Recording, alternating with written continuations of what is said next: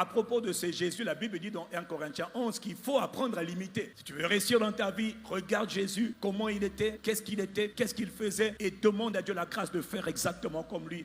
La grâce de l'imiter. Je voudrais parler d'une dimension de Christ qui est capitale. Celui qui a tout, celui qui possède tout, celui qui appartient à tout. On regarde quand il vient sur la terre, son modèle, sa vie, c'est une vie de prière. Cet homme est consacré à la prière. Mais il y a une particularité de sa vie de prière qui retient notre attention. Cet homme, Jésus le Messie, a une particularité, c'est que c'est un intercesseur. Il priait quand il était en vie. Mais ce qui est incroyable, mais lui quand il monte dans le ciel, la Bible dit dans Romains chapitre 8 verset 33, et il intercède encore pour nous. Ça veut dire que sa fonction d'intercesseur, il était sur la terre, il a manifesté, il a démontré, mais quand il est monté, il ne s'est pas arrêté.